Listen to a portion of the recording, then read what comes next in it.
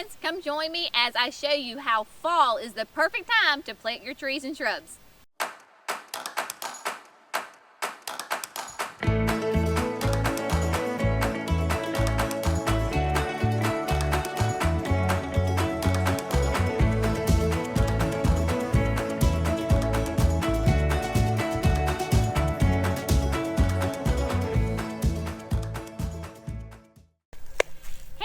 It's Jenny. Welcome to Gardening with Creekside. Today we're going to have a fun project. I have been looking forward to doing this for quite a while, and so I can't wait to get it done and share it with you.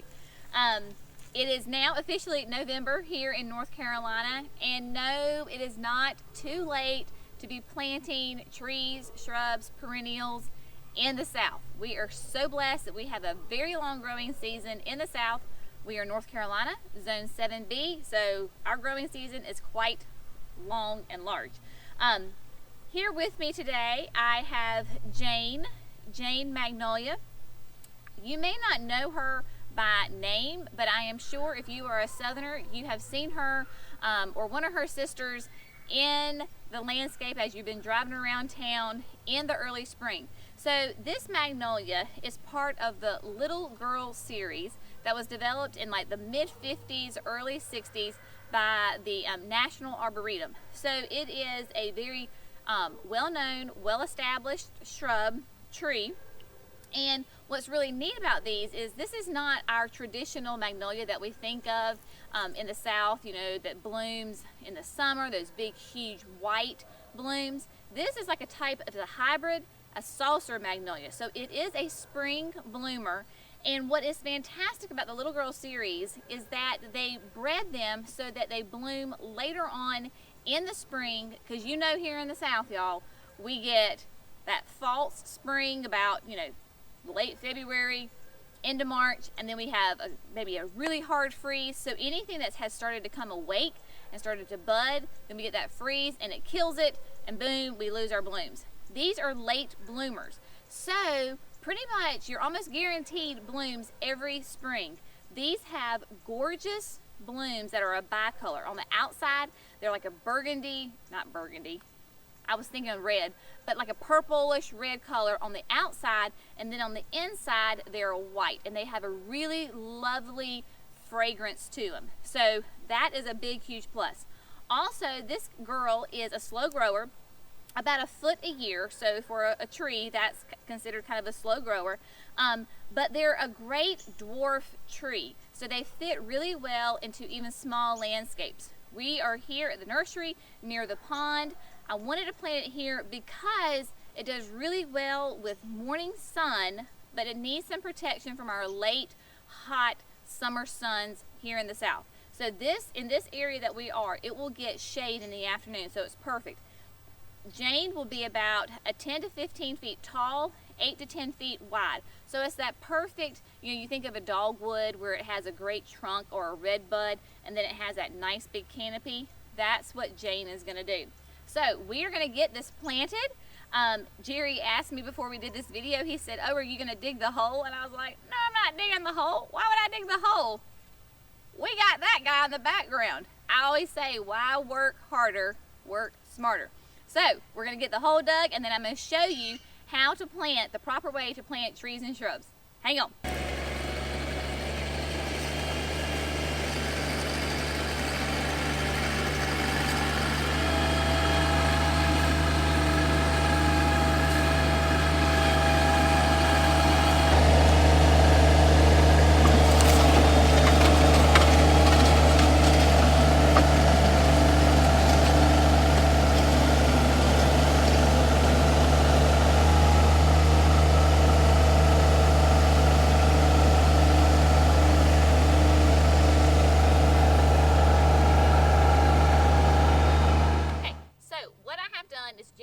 Dug my hole for me, which is a huge back saver.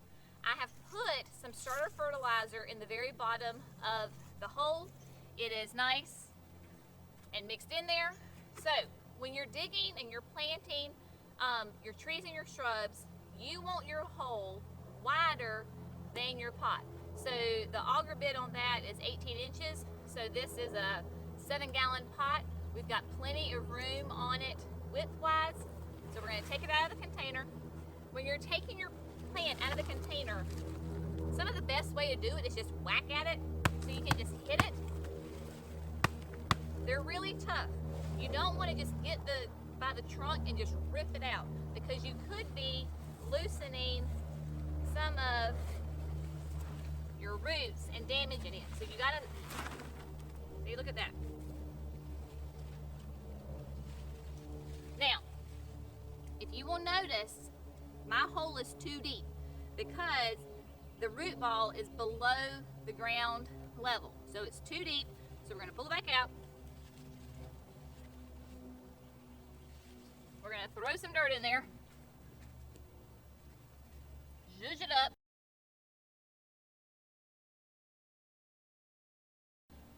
Try again.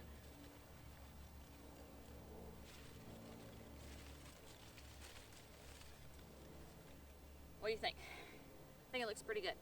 So now this tree, Jane's a little crooked. Once she gets the sun all around her, she will straighten up. She's growing a little sideways. But when you come down and look at it, the root ball is level. It's all nice and flat. So we're gonna go ahead and plant it this way. Ugh. Yep, we good? All right. So now we're just gonna backfill with the dirt that we have. We really do not recommend adding compost to your dirt. There's no need. This particular spot, because we are right here by the pond, this is a natural spring-fed pond. It's really sandy, and you can tell. North Carolina, especially here in the Piedmont of North Carolina, we're infamous for our red clay soil. This is not red clay. This is more of a sandy, loamy, still's got some clay in it. So we really do not need to amend the soil at all. But you just want to make sure that you get in there, you tamp it, get rid of the weed.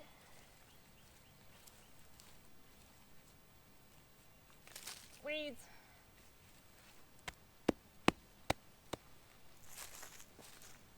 And when you step on it, you notice that we really, in some spots, it was loose. So we'll go back, add some more dirt. We've had some great rain the past couple of days. So if we were planting this any other time, I would say to go ahead and water this in really well. This ground is really wet, moist, and the tree itself was really well watered. You do not want to plant your trees and shrubs too deep, because when you plant your trees and shrubs too deep, what's going to happen is water will collect all around your trunk. And we had a really wet winter last year, and if you had planted this last year too deep, water's going to collect all around here, and it's going to rot out your tree and your shrub. We like to have it a little high, because when it rains, all the water will still get to the roots, but it will naturally shed away from the base of the tree and the shrub, which allows proper drainage. It still gets its nutrients, still gets its water, but it's not going to rot. So that's very important, is not to plant these guys too deep. You want a little bit of it showing. And what we're going to do is go ahead and get some good mulch. We're going to mulch around here really well, and then we'll be done.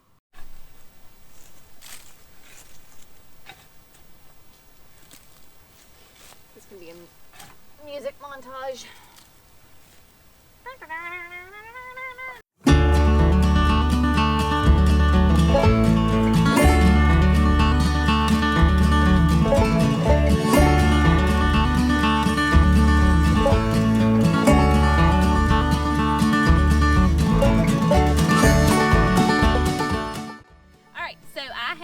Nice thick layer of mulch all around Jane. You notice that I did not put the mulch straight up to her trunk. Again, we want to leave plenty of room for that trunk to breathe, the roots to breathe. When it does rain, it'll collect a little bit right there and soak in, but it's not going to pool. So mulch helps insulate the roots, keeps weeds away, and it retains the moisture. So Miss Jane will be nice and happy this winter. Her roots will grow and develop nice and strong, so that way in the spring she will give us lots and lots of gorgeous colors. But thank you so much for gardening with Creekside today. Come back and see us next time. Hope you have a great day. Thanks everybody. Bye.